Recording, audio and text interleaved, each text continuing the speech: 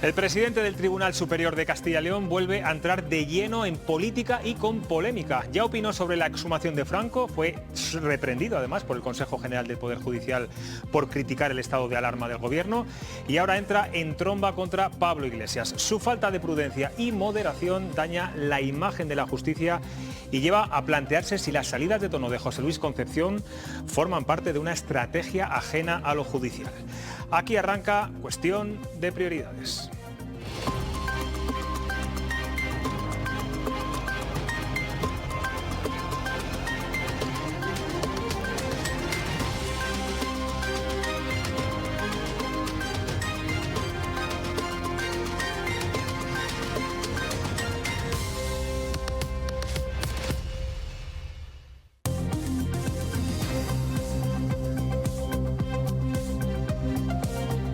¿Qué tal están? Buenas noches. Revés judicial a la Junta de Castilla y León por adelantar el toque de queda a las 8 de la tarde, una medida que hoy cumpliría un mes y que el Tribunal Supremo tumba, eso sí, con cierto retraso y sin entrar en el fondo del asunto porque aún no hay sentencia definitiva. Los hosteleros ya ultiman recursos judiciales por los daños económicos causados y la oposición pide directamente la dimisión de Alfonso Fernández Mañueco. Hoy vamos a entrevistar al consejero de la Presidencia, Ángel Ibáñez, del que dependen los servicios jurídicos de la Junta en los que se ha apoyado el presidente para adelantar el polémico toque de queda y cuyo argumento principal era el de salvar vidas y frenar los contagios. Por tanto, a estas horas, son las 9:30, bueno, pues ustedes ya pueden estar en la calle, eso sí, hasta las 10 de la noche. Recuerden que el toque de queda no desaparece, pero la Junta no se queda quieta y la alegría, sobre todo de los hosteleros, ha durado muy poco, ya que esta misma tarde un Consejo de Gobierno extraordinario ha aprobado el cierre de toda la actividad no esencial a partir de las 8 de la tarde. Es decir, que bares, restaurantes y comercios tendrán igualmente que cerrar sus negocios a esa hora para evitar los contactos sociales. Vamos ya a analizar los razonamientos jurídicos del auto del Supremo tras el recurso del Gobierno, que, como decíamos, contradice cada uno de los argumentos esgrimidos por la Junta para defender esta medida. Celia Sánchez, buenas noches. Buenas noches, José Luis. Bueno, ¿cuáles son las ideas fuerzas de este auto?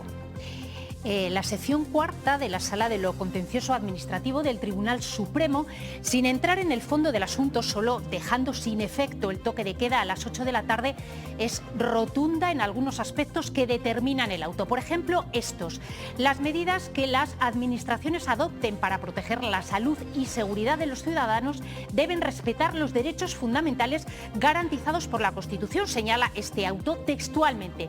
Respecto al rango horario del toque de queda para todo el país, entre las 22 horas y las 0 horas, el de inicio, el auto habla de que es claro y preciso y no estima las interpretaciones terminológicas de la Junta de Castilla y León. Destacamos un aspecto más. El auto señala además que el presidente de la Junta no ostenta una competencia necesaria, en tanto autoridad delegada del estado de alarma, para establecer restricciones a mayores, como fue ese toque de queda a las 20 horas. Alfonso Fernández Mañueco ha comparecido esta tarde para defender la decisión que tomó hace un mes y decir que ha cumplido con su deber de proteger a los ciudadanos y que ese toque de queda a las 8 de la tarde sí ha sido efectivo. Efectivo junto al resto de medidas sanitarias y epidemiológicas que lleva a cabo la Junta. Le escuchamos. Mi sensación ha sido el haber cumplido con mi deber. El Tribunal Supremo ha determinado que los efectos de esa decisión tienen que quedar en suspenso. Nosotros, la Junta de Castilla y León, y yo como presidente en este caso, hemos cumplido con nuestro deber. Esta medida del toque de queda, unido a otras medidas que habíamos adoptado con anterioridad y el trabajo que estaban realizando y que siguen realizando las personas que están en el ámbito de salud pública, de la Consejería de Sanidad, con el cribado, la realización de pruebas diagnósticas y el rastreo, que me parece algo fundamental, es una labor que ha contribuido de manera decisiva a ser una de las comunidades autónomas que en estos momentos tiene un descenso mayor. Celia, quien ha estado durísimo con este asunto es el líder de los socialistas. Luis Tudanca dice que Mañueco no puede seguir como presidente. Así ha comenzado Luis Tudanca su comparecencia de esta tarde, que ha coincidido más o menos en hora con la de Alfonso Fernández Mañueco, pidiendo la dimisión del presidente de la Junta por el caos, según dice, al que ha llevado a la comunidad con sus decisiones. Ha sido especialmente duro en sus palabras. El señor Mañueco debe dimitir hoy mismo. No puede esperar ni un minuto más para dimitir y dejar de ser presidente de esta comunidad autónoma. Hoy el Tribunal Supremo ha adoptado una decisión que es demoledora contra la Junta de Castilla y León. El señor Mañueco ha provocado un caos en Castilla y León inimaginable, en una comunidad nada dada a las algaradas, nada dada a los alborotos, nada dada a las sublevaciones. Hoy en Castilla y León nadie sabe ya a qué atenerse y qué normas están en vigor. Y los que no se van a quedar de brazos cruzados son los hosteleros, que ya anuncian recursos judiciales por lucro cesante. Eso es, recursos que ganan peso a juicio de los abogados de las asociaciones de hosteleros con autos judiciales como el de hoy. Los profesionales de la hostelería no solo van a insistir en sus reclamaciones, que previsiblemente se incrementarán durante los próximos días, sino que dan un paso más allá. Como señalan sus abogados, estiman que en todo esto debería haber consecuencias. Si todas las resoluciones judiciales que hasta el momento vamos conociendo señalan que pudo haber una arbitrariedad en la toma de esas decisiones y esa toma de decisiones son decisiones políticas, alguien del estamento político debería de pagar por ello. La pregunta que hemos formulado a nuestros tuiteros hoy es la siguiente. Ya llega tarde el fallo del Supremo sobre el toque de queda a las 8 de la tarde en Castilla y León y no han podido ser más contundentes. Un 90% responde afirmativamente frente a solo un 10% que dice que no. Casi unanimidad hoy en Twitter. Pues muchas gracias, Celia Sánchez, por todos los datos que nos has contado. Bueno, vamos a hablar de este asunto, polémico asunto. Julián Ballestero, director de la Gaceta de Salamanca, ¿qué tal? Muy bien, buenas noches. Dices que te ha costado un poco llegar a Valladolid, que la carretera, bueno, hay que asfaltarla un poquito mejor. De aquí un está complicado. Al Ministerio de Fomento, que está un poco bacheada. Que espabile. Esa autovía. Monse Serrador, de ABC, ¿qué tal? ¿Qué tal? Muy buenas noches. Y Álvaro Melcón, director del Diario de Burgos, ¿tu carretera mejor? Sí, con mucha lluvia, pero mejor asfaltada que la de Julián, sí. Bueno, es el tema del día, sois de periódicos los tres, es el tema de portada, desde luego, para los periódicos de mañana. ¿Era evitable todo esto? Bueno, parece evidente, ¿no? A la luz del fallo del Tribunal Supremo, pues para este viaje no hacían falta alforjas. Desde el momento en el que Castilla y León fue la única comunidad autónoma de España que optó por el adelanto, digamos, unilateral del horario del toque de queda, pues era evidente que algo podía disrumpir en esta decisión cuando el resto de gobiernos autonómicos estaban optando por adoptar medidas que inequívocamente estaban en su mano, como por ejemplo la que hoy ha anunciado el presidente Alfonso Fernández Mañueco, adelantar el cierre de toda actividad no esencial, ¿no? Correcto, perdóname Álvaro que te interrumpa, estamos viendo imágenes de hace unos minutos en la ciudad de Valladolid, esa es la calle Santiago, la calle céntrica de Valladolid. Sí. Como veis, la gente se lo ha tomado bueno, pues de forma literal y las terrazas veíamos que había mucha gente, ya no hay toque de queda a las 8 de la tarde, esos Burgos me están diciendo, tú lo conocerás mejor, Álvaro, sí, Burgos, sí, es la Plaza Mayor de Burgos. La Plaza Mayor de Burgos, bueno. Otro ambiente en las calles de Castilla y León, desde luego. Sí, bueno, otra de las cosas que ha dicho el presidente Fernández Mañueco y que probablemente también vayan a traer debate es que ha habido un amplio respaldo ciudadano a la decisión del adelanto del toque de queda, ¿no? Bueno, acatar no significa respaldar y estas imágenes pues son bastante elocuentes. Monse, ¿consideras que en cualquier caso ha sido útil? Decía hoy el presidente que la curva de contagios ha mejorado en este último mes, ha mejorado considerablemente con el toque de queda y otras medidas. Y Verónica Casado decía también esta mañana que el objetivo sanitario se ha cumplido. Yo creo que no está claro hasta qué punto ha influido el toque de queda a las 8 de la tarde, porque ha habido muchas más medidas. No se nos olvide que tenemos confinamiento provincial, autonómico, tenemos cerrada la hostelería, tenemos cerrados centros comerciales, hay muchas más medidas, con lo cual, hasta qué punto el toque de queda a las 8 ha influido en esa caída vertiginosa, como ha dicho hoy, de los contagios, pues yo creo que nunca lo vamos a saber del todo. No se nos olvide que hay otras comunidades autónomas que han llevado a cabo otro tipo de medidas o las mismas medidas que nosotros, salvo el toque de queda a las 8, y también han conseguido bajar esos contagios. Por lo tanto, ¿hasta qué punto esta medida puede haber influido en que estemos en este momento bajando y bajando considerablemente? Pues yo creo que es algo que nunca lo sabemos, no será porque no lo hemos preguntado los periodistas por activa y por pasiva, pero ese dato concreto nunca se nos ha conseguido dar. ¿Se podía haber evitado, como comentabas, esta situación? Pues yo es que creo que nadie quería evitarlo. Porque si se quería evitar, evidentemente el Gobierno autonómico, la Junta de Castilla y León, quería tirar para adelante y lo ha conseguido. Nos hemos llevado por delante un mes entero hasta que el Tribunal Supremo ha dictado ese auto esta mañana. Pero es que me da la sensación que tampoco el Gobierno de España lo quería evitar, porque tenía otras fórmulas para no haber llegado hasta aquí como hemos llegado, con todo un mes, con un estado de alarma a las 8 de la tarde. Yo no sé si había acuerdo o no había acuerdo entre ellos, pero es evidente que no han querido, como podían haber hecho en su momento, es decir, bueno, pedimos las medidas cautelarísimas o pedimos otra serie de medidas jurídicas que sí que existen para que el estado de alarma no se pueda llevar a efecto durante todo este mes que hemos tenido. Julián, ¿cómo lo ves? Pues lo veo grave. Me parece que es un varapalo muy fuerte a la Junta y me parece... Primero, que no solo se podía haber evitado, sino que se debería haber evitado. Es decir, un gobierno autonómico debe ser garantista, debe tener muy claro que para conculcar los derechos fundamentales de los ciudadanos tiene que tener muy segura la legalidad de las medidas que toma. Y en este caso había muchísimas dudas desde el principio y el auto del Supremo yo creo que sí que entra en el fondo. Dice que no entra en el fondo, pero desde luego desmonta todos los argumentos de los servicios jurídicos de la Junta para haber puesto en marcha esta medida restrictiva. Yo creo que es muy grave, creo también que, al contrario de lo que ha dicho el presidente Mañueco, no ha cumplido con su deber, que el primero era asegurarse de que esa medida era legal. El segundo término, creo que después del varapalo del Supremo, lo que debería haber hecho es pedir perdón y asumir responsabilidades, porque no vale con decir hemos cumplido con nuestro deber y hemos bajado los datos. Los datos han bajado en Castilla y León como en toda España. De hecho, ahora mismo somos los segundos peores de España después de un mes con nuestros derechos ilegalmente conculcados. Y ahora se abre otro capítulo, otra guerra judicial, que va a ser la de los hosteleros, presentando recursos y denuncias por lucro cesante, ¿no? Esa es la otra batalla que se emprende ahora.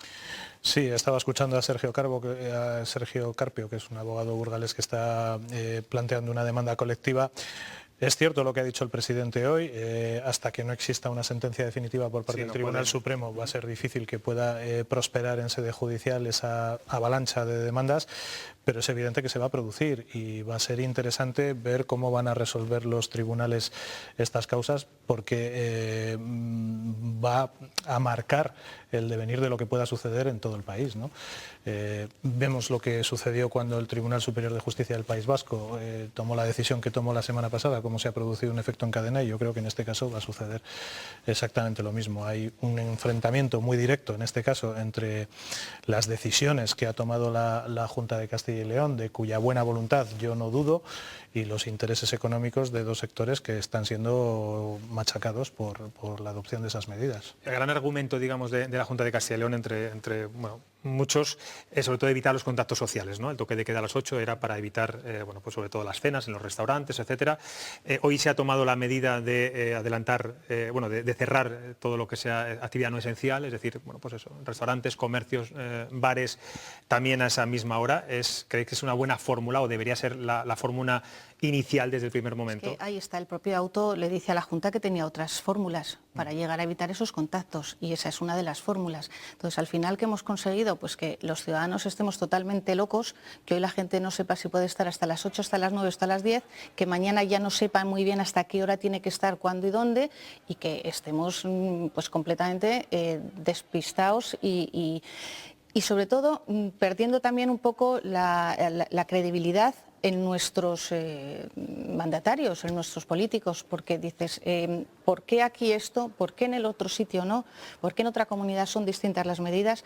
Cuando además estamos siendo, efectivamente, como ha dicho Julián, somos la comunidad que peor lo estamos pasando, de las que peor lo estamos pasando, y la comunidad en las que las restricciones están siendo de las más duras.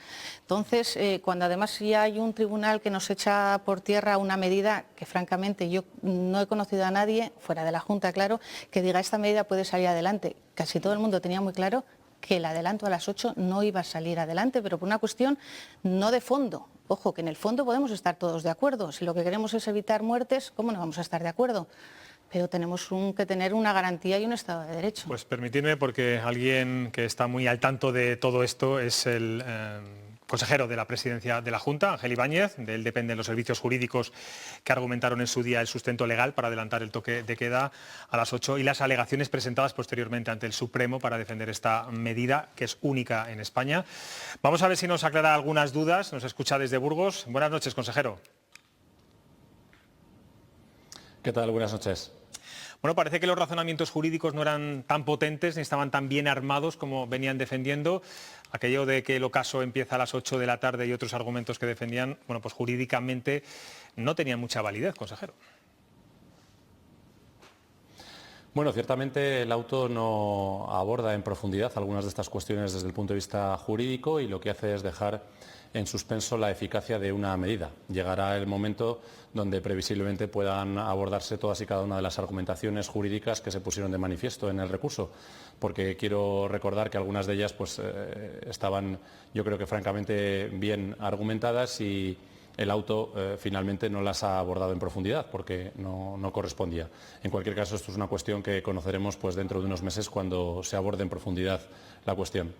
Ante la imposibilidad de mantener el toque de queda a las 8, hoy han aprobado el cierre de la actividad no esencial a esa misma hora para evitar los contactos sociales. ¿No hubiera sido más sencillo tomar esta medida hace un mes y evitar estos conflictos judiciales con el Gobierno? Bueno, la decisión no se toma por marcar un escenario de confrontación con el Gobierno, se toma pensando cuál era la mejor decisión posible para limitar la actividad, para limitar el contacto y yo creo que finalmente la decisión ha permitido, como decía bien el presidente en su intervención de esta tarde, reducir una curva que en aquel momento, cuando se toma la decisión, estaba en unos incrementos diarios del 150%. Transcurrido un mes, evidentemente pueden caber diversos análisis al respecto de si otras medidas hubieran sido igualmente efectivas y evidentemente, como bien se ponía de manifiesto, quizá nunca lo podamos saber, pero es verdad que en otras comunidades autónomas, por ejemplo, se tomaron decisiones que eran incluso más duras respecto a los sectores económicos, como era el cierre de todo tipo de actividad a las 6 de la tarde, que probablemente hubiera tenido un impacto en la economía en un mayor número de sectores. Por tanto, yo creo que cuando en ese momento tomamos la decisión, se hace principalmente pensando en salvaguardar la salud y la vida de los castellanos y leoneses y, en segundo lugar, haciéndolo con el menor impacto posible a la actividad económica. Pero sí es verdad, como decía antes Monse Serrador, que en otras comunidades con otro tipo de medidas restrictivas o muy similares, salvo la del toque de queda, también han bajado los contagios.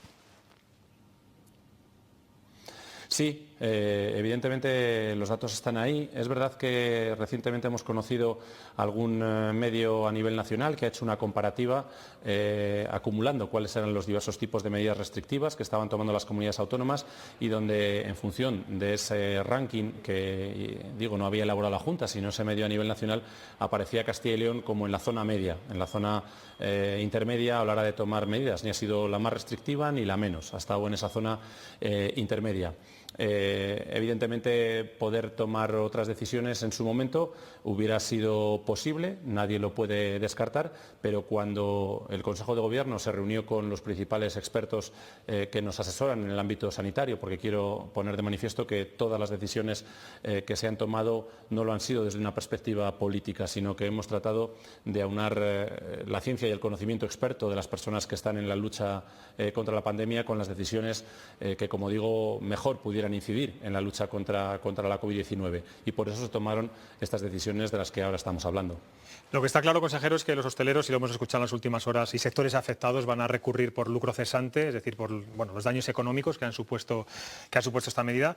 Puede haber una auténtica avalancha. ¿Están preparados para sufragar los costes? ¿Los esperan? ¿Los ven venir?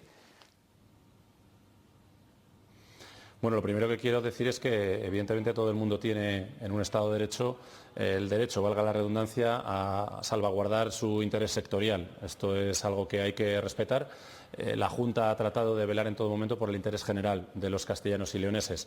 Vamos a ver en qué términos se establecen esas posibles reclamaciones y, evidentemente, como bien también antes se ponía de manifiesto, esta cuestión, lo que ha ocurrido hoy, simplemente es dejar sin eficacia o dejar sin efecto una medida que había aprobado la Junta de Castilla y León. Todavía no se ha abordado en profundidad, digamos, la legalidad o no de esa medida y, por tanto, tendremos que esperar a ver qué determina el Tribunal Supremo cuando emita sentencia al respecto.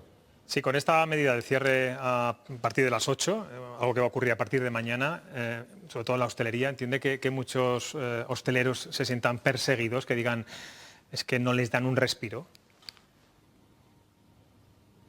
Yo le puedo decir desde una perspectiva personal, y creo que comparto esta sensación con todos los miembros del Consejo de Gobierno, entendemos la situación en la que se encuentran muchos sectores, especialmente de los más afectados. Como no, también le puedo decir que todos tenemos amigos personales que se dedican al sector de la hostelería y entendemos el malestar que existe. Es verdad que nos toca, como decía anteriormente, defender el interés general y nosotros tomamos las medidas tratando de salvaguardar la vida de los castellanos y leoneses. Es verdad que la medida que hemos adoptado hoy en el Consejo de Gobierno extraordinario, que hemos celebrado de modo telemático, lo que marcamos es esa finalización de las actividades no esenciales a las 8 de la tarde y de momento hemos tomado acuerdo para que estas medidas sean efectivas hasta el próximo martes, a final de la noche. Porque es la fecha en la que acaba también otras de las medidas restrictivas que teníamos en marcha, con la intención de poder ir evaluando en los próximos días cómo va la tendencia respecto a la incidencia acumulada y cómo va la tendencia también respecto a las ocupaciones hospitalarias y de UCI, porque son indicadores que también nos sirven para poder tomar unas u otras medidas.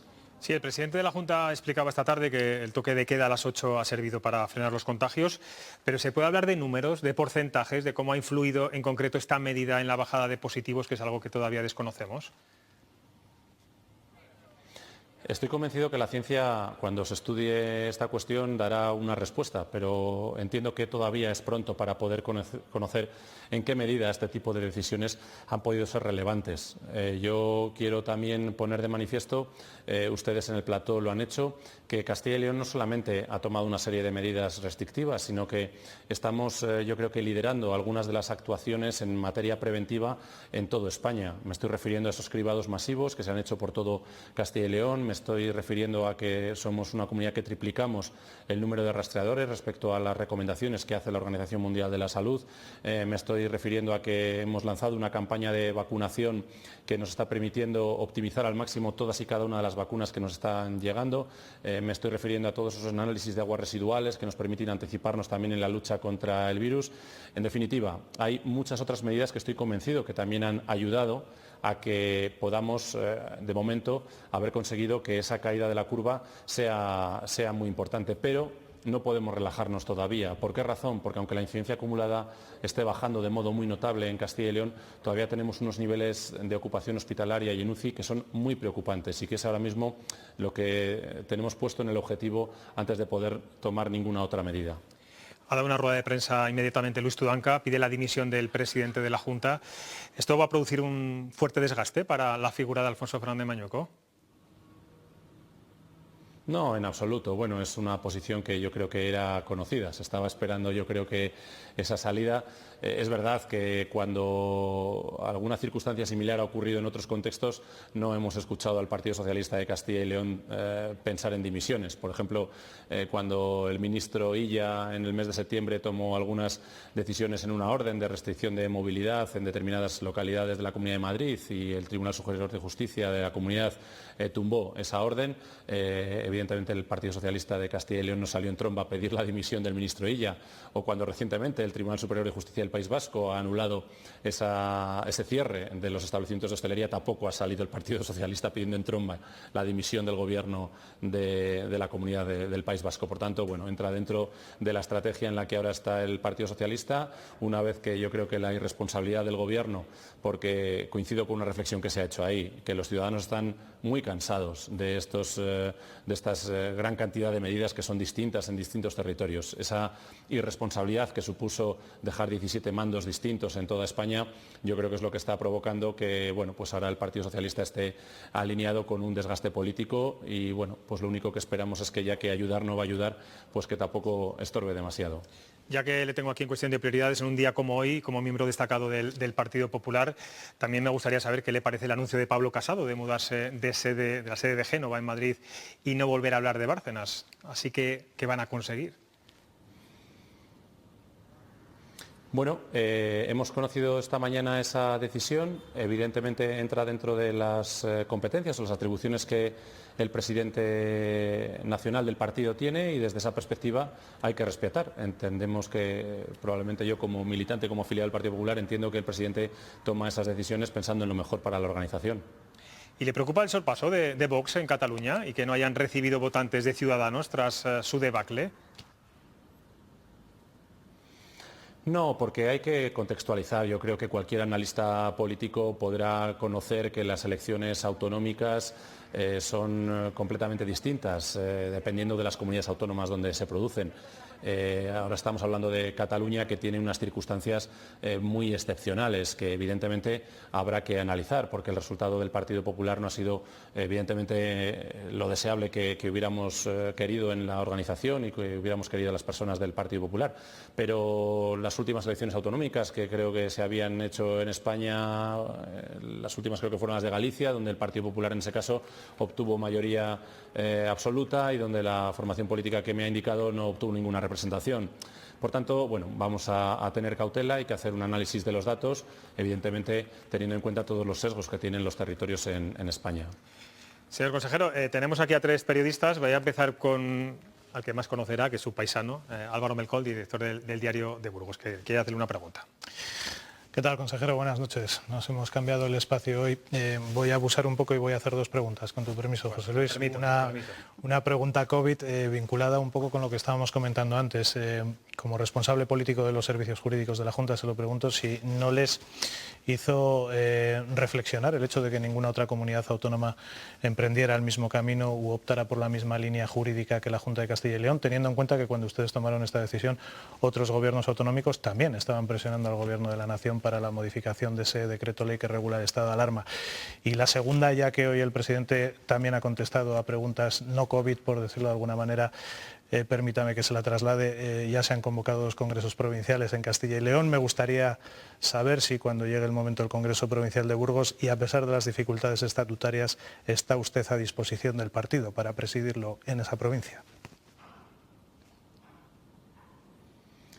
Buenas noches, Álvaro, ¿qué tal? Efectivamente, hoy nos hemos intercambiado el espacio. Bueno, respecto a la primera de las preguntas, yo creo que los servicios jurídicos han acreditado que están desarrollando un trabajo magnífico al servicio de Castilla y León.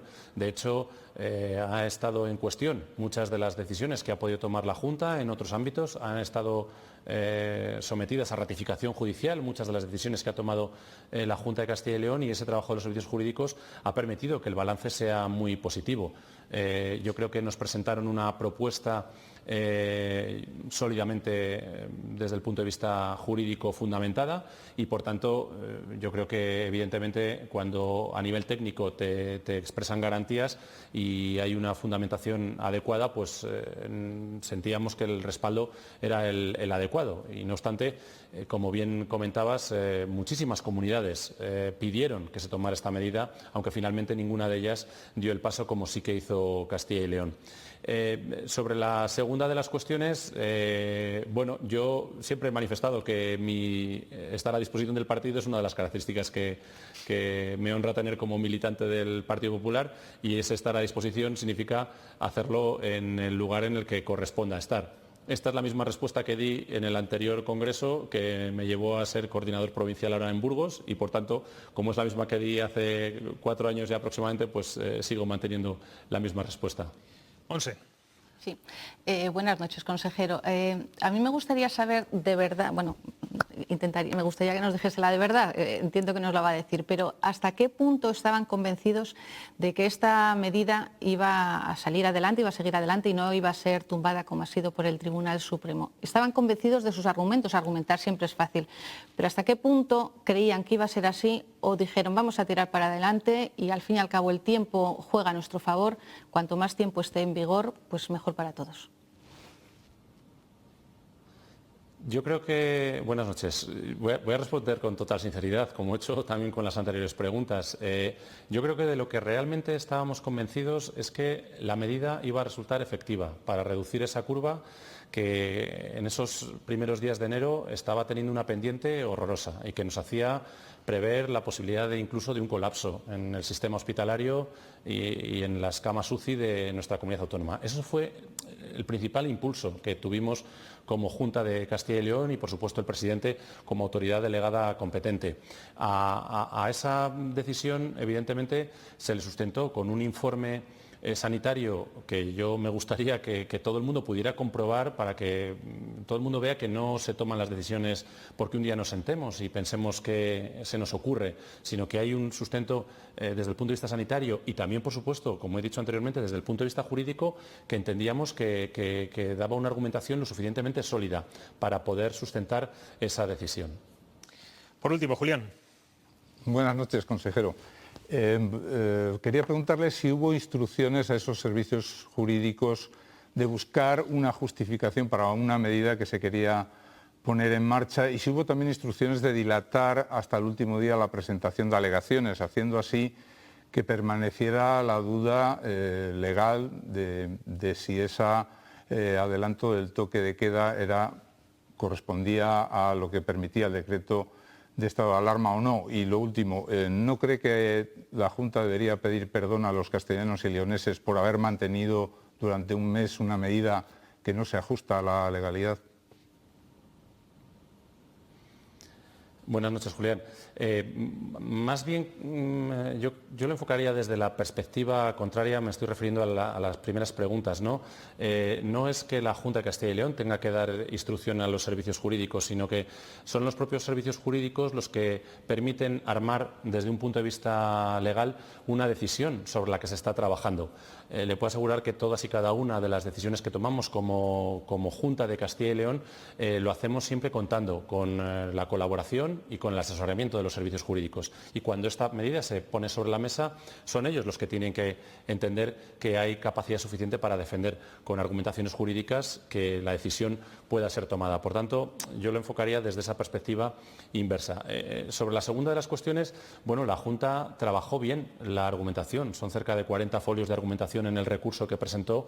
De hecho, por eso agotó hasta el último día para presentarlo, pero no con intención dilatoria, igual que la Junta no achaca al Tribunal Supremo que ha decidido, en vez de tomar la decisión hace una semana, cuando en teoría el asunto iba a verse, hacerlo este martes. Evidentemente nadie puede entender que el Tribunal Supremo haya querido dilatar la toma de decisión. Por tanto, yo creo que los plazos en el ámbito procesal están para cumplirse. Sobre la última de las cuestiones, mire, yo le puedo decir que con total humildad y naturalidad hay que, yo creo que ser humilde y si uno toma decisiones equivocadas tiene que pedir perdón. No hay ningún inconveniente en hacerlo. Ahora, también entiendo que las decisiones que estamos tomando están haciéndolo para salvar la vida de muchos castellanos y leoneses. Podríamos verlo desde otra perspectiva también al revés. Imaginemos que no hubiéramos tomado determinadas medidas y que eso hubiera supuesto la pérdida de muchas vidas en Castilla y León. Evidentemente tendríamos que estar pidiendo mucho perdón por esas vidas que pudieran haberse perdido. Yo creo que estamos tratando de hacerlo, como bien decía Álvaro en una de sus intervenciones, con toda la buena voluntad, tratando de tomar las medidas que son más efectivas para la lucha contra la pandemia y estoy convencido que juntos y con la gran colaboración que está prestando la ciudadanía en Castilla y León vamos a ser capaces de doblegar esta pandemia. Pues Ángel Ibáñez, consejero de la Presidencia. No sé si le habrá echado un pequeño rapapolvo o un pequeño tirón de orejas a los servicios jurídicos hoy. Me pregunto. No, en absoluto, no. Son unos magníficos colaboradores y no, en absoluto, todo lo contrario. Pues muchas gracias por atender aquí a Cuestión de Prioridades y a Castilla y León Televisión. Gracias. Gracias, buenas noches. Bueno, nos vamos a publicidad y a la vuelta analizamos las polémicas declaraciones del presidente del Tribunal Superior de Justicia de Castilla y León sobre Podemos y Pablo Iglesias. Y estamos viendo ahí, son imágenes en estos momentos, totalmente en directo, de la Plaza Mayor de Salamanca. Bueno, pues se está cumpliendo el toque de queda, son las 10:05 de la noche y apenas se ve a nadie atravesando esa maravillosa plaza. Enseguida volvemos.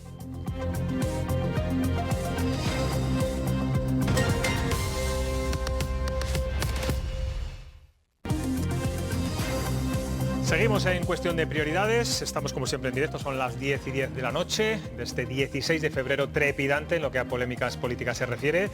Vamos con una de ellas, la enésima del presidente del Tribunal Superior de Justicia de Castilla y León, José Luis Concepción, cuando ayer en una entrevista en la 8 de Burgos le preguntaba a nuestro compañero Rafa Rioja sobre las polémicas declaraciones de Pablo Iglesias en las que cuestionaba que en España hubiera una democracia plena y contestaba lo siguiente.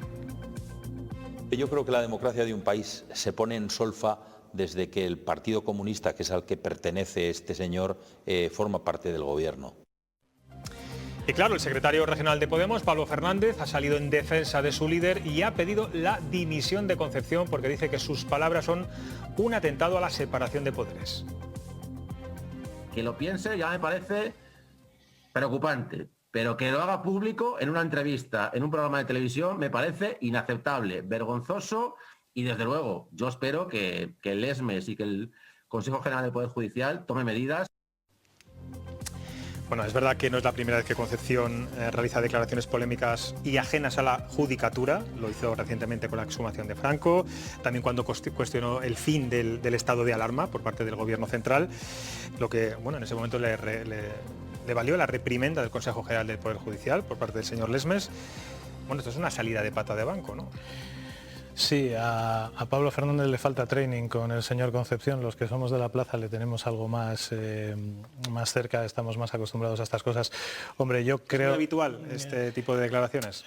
Son habituales los excesos verbales del presidente Concepción. Sí, es una persona que yo creo que padece una dificultad, que es la de no discernir cuándo es José Luis Concepción y cuándo es el presidente del Tribunal Superior de Justicia.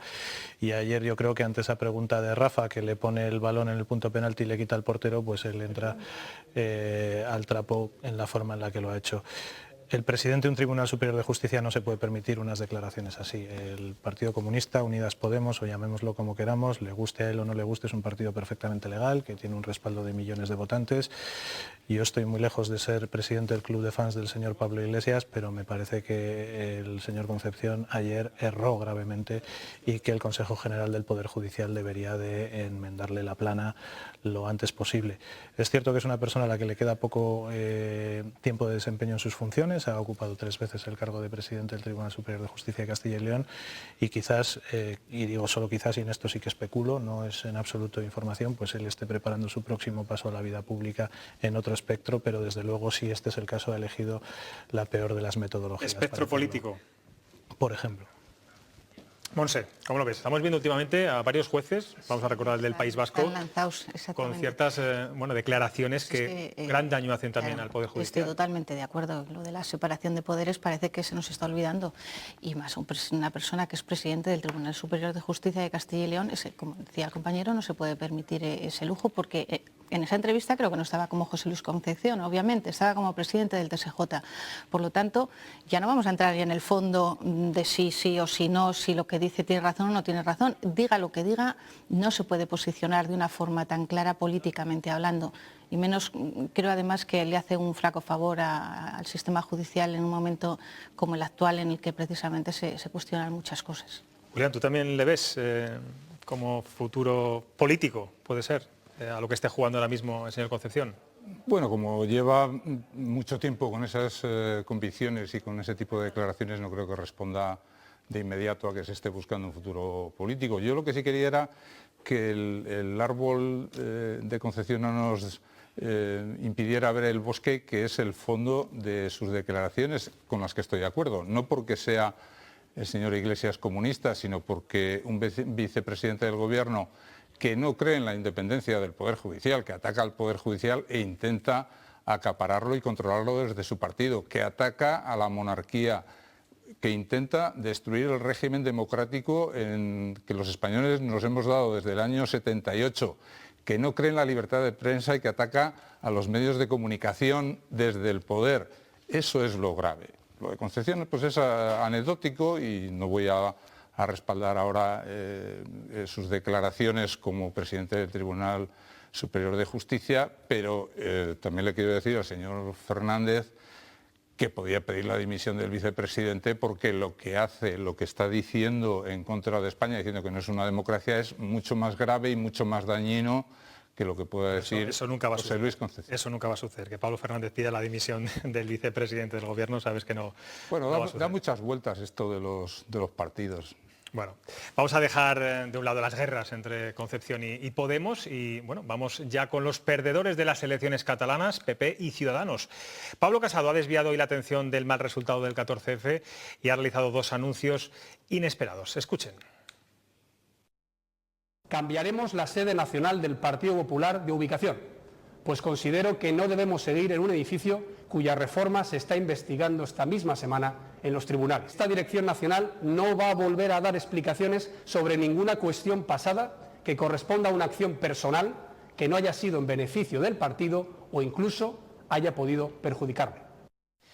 Por su parte, la importante debacle de Ciudadanos no se cobra ninguna pieza, pese a que algunos diputados y senadores pedían el cese de varios miembros de la cúpula, aunque de momento nadie ha cuestionado el liderazgo de Inés Arrimadas. Después de la ejecutiva de ayer, más reforzada que nunca, con más fuerzas y con más convencimiento de que hay que tirar para adelante. Mi estrategia como presidenta es que mi partido haga lo correcto. Y eso a veces da votos y a veces no da votos.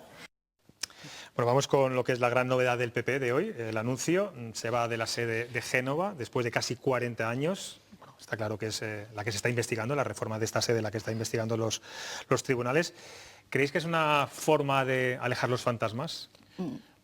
Bueno, más bien parece una enmienda a la totalidad del pasado de su partido, ¿no? Hasta ahora el discurso del Partido Popular había sido siempre que la corrupción era de personas y no era sistémica, que era de los cargos y no era del partido. De esta manera, Pablo Casado parece que quiere romper amarras con todo el pasado de su partido, con lo malo, pero también con lo bueno y con todo lo que representaba esa sede. Y lo hace además después de cosechar un resultado electoral pésimo en una circunscripción tan importante como es el caso de Cataluña y de que se haya cuestionado pública y abiertamente su liderazgo dentro del Partido Popular, ¿no? Entonces tiene un poco de excesivo, a mi modo de ver, y otro poco de tinta de calamar. Yo no sé si habéis interpretado lo mismo que yo cuando dice que no van a volver a hablar de Bárcenas, es decir, los medios de comunicación ya podemos preguntar que el tema Bárcenas no hay comentarios, ¿no? Es que, no sé, ese es el asunto. A mí dicen, nos cambiamos de sede porque se está investigando precisamente las horas irregulares de la sede. Se va a seguir hablando, obviamente porque se está investigando. Y no vamos a hablar de Bárcenas, se va a seguir preguntando. Quiero decir que si a la debacle del PP en Cataluña la respuesta es nos vamos a cambiar de sede y no nos preguntéis porque no vamos a hablar más de Bárcenas, pues hombre, digo yo que alguna otra respuesta un poco más, por lo menos, no más adornada, porque esto es adorno al fin y al cabo, pero sí un poco más elaborada, sí que se hubiera esperado. Un poco de autocrítica, unir al kit de la cuestión que ha pasado en Cataluña, porque se han perdido, bueno, perder se van a perder evidentemente, pero porque se han conseguido esos resultados tan catastróficos. Pero si la respuesta es nos vamos a cambiar de sede y no vamos a hablar de Bárcenas, pues yo creo que es una respuesta un poco escasita, por no decirlo de otra forma. Bueno, es verdad que es un tema que les incomoda. Recientemente aquí entrevisté a Javier Maroto. Estaba molesto, aunque él decía que era porque es muy vehemente, pero es verdad que el tema Bárcenas, bueno, pues escuece, es lógico, ¿no, Julián? Claro, yo supongo que además estarán un poco hartos del diferente tratamiento que los medios de comunicación en general tenemos con el PP respecto al PSOE, por ejemplo, al que no le preguntamos por los seres de Andalucía todos los días, ni le preguntamos ya por el GAL, que dice que solo faltaría que estuviéramos ahora sacando el tema de Filesa del PSOE. Yo creo que el PP tiene que pasar página, quizás es un poco pronto, pero llegará un momento en el que habrá que hablar de sus estrategias y lo importante, la reflexión que debería hacer Casado en vez de cambiar de sede, que no es lo importante, es en qué ha fallado su estrategia en Cataluña y qué es lo que puede hacer a partir de ahora para recomponer el centro derecha si no quiere que el PSOE y los comunistas gobiernen este país durante los próximos 20 años. Como no espabile en cambiar una estrategia y acercarse a los que tienen una idea más común de lo que es España, sin ser tan vehemente con todos los que pueden ayudarle, pues no va a arreglar nada. Escuchamos las declaraciones de Pablo Casado, de Inés Arrimadas. ¿Ha faltado autocrítica estas últimas 24 horas después de los resultados de Cataluña? Incluso han faltado dimisiones, sobre todo en el caso de Ciudadanos. Suelen tardar las dimisiones, no suelen ser... Cuando las hay, no es al día siguiente. No es el caso de Albert Rivera. Albert Rivera, pero recordemos que fue un caso prácticamente único de un fracaso electoral, y, bueno, por lo menos en los últimos tiempos, que alguien asuma responsabilidades al día siguiente. Yo creo que ambos partidos cambiarán su estrategia y probablemente de personas, pero no en el primer escalón, sino en segundos y terceros. De momento tienes que decir que no, y luego con el tiempo Casado anunció una convención también del Partido Popular en el que yo creo que intentarán renovar estrategias, es renovar también personas, por lo menos del círculo más cercano a los dos dirigentes de los que estamos hablando. El tropezón de Rivera era la crónica de una muerte anunciada y por lo tanto tuvo tiempo para metabolizarlo y para preconcebir esa decisión de dimitir, pero en el caso de Cataluña y de Arrimadas también no le puede sorprender a nadie esto. Han ido a las elecciones además con un candidato muy mediocre como es el señor Carrizosa y con un cambio de candidato de última hora a cuenta de la presidencia de la señora Arrimadas. Es evidente que existe una responsabilidad de la señora Arrimadas, es evidente que no hay ninguna autocrítica cuando ella dice no venimos de las anteriores catalanas, venimos de las generales de noviembre, y es evidente que en el Partido Popular también hace falta autocrítica. Os pregunto, ¿cómo es posible? Se lo preguntaba antes a Ángel Ibáñez, ¿cómo es posible que no haya sido capaz el Partido Popular en Cataluña de conseguir, de arañar alguno de esos 30 escaños o de los votos que ha perdido Ciudadanos? ¿Qué ha pasado? Porque tampoco ha habido estrategia. Yo creo que ha habido un mal planteamiento de la campaña, un estar muy alejados también de la realidad y no poner en marcha una estrategia que te permite arañar precisamente esos votos. Hemos estado pues muy, bueno, pues detrás de bambalinas, sin saber muy bien qué es lo que podía haber. Al final, si tú no marcas bien por dónde, hasta dónde quieres llegar o qué es lo que quieres hacer, pues es que no vas a llegar. No han tenido una estrategia definida. Yo creo que ni saben muy bien hacia dónde van. El problema del PP es que todavía no está definido ni si está aquí o está allí. Entonces, mientras no tenga claro dónde está y hasta dónde quiere llegar o dónde quiere llegar, va a ir errando continuamente. Es que ha sido peor, es que ha habido errores garrafales como el de Pablo Casado de criticar la actuación de la policía. No tener una estrategia definida, el no saber si vas o bien. Ha sido una estrategia suicida, es decir, los catalanes que no se sienten independentistas no pueden ver reflejado en un Pablo Casado que critica la actuación policial el 1 de octubre, incluso alguno de sus candidatos, una candidata, que dijo que había que hablar también de perdonar a los autores del golpe de Estado y que comprendía los indultos. Es evidente, está todo muy polarizado. Entonces, en una situación tan polarizada como esta, si no tienes clara tu posición, lo vas a perder todo, porque está muy polarizado. La situación políticamente es tremenda. Entonces, o te defines claramente o como estés en la ambigüedad total y absoluta, no vas a rascar ni en un sitio ni en otro, eso está claro. El bandazo en Cataluña forma parte de esa enmienda a la totalidad de la que yo hablaba antes, ¿no? Parece que quiere borrar todo su pasado y ahí es donde se puede producir una ruptura del cordón umbilical con sus electores. El PP en Cataluña está viviendo la versión más paupérrima del voto útil también. Decía Julián, el que no es nacionalista o secesionista, el que es constitucionalista convencido, lo que no quiere son medias tintas. Quiere una posición al menos tan férrea y tan marcada como la que tienen enfrente, y en eso Vox le ha ganado por la mano. Bueno, vamos a cambiar de asunto. Los tres sois de periódicos, ¿no? ¿Han cerrado ya las ediciones de vuestros periódicos? Todavía no. Todavía no. Pues yo estoy seguro que a estas horas está a punto de que la rotativa del Mesetarian Review empiece a tirar periódicos. Vamos a ver qué nos cuenta su directora.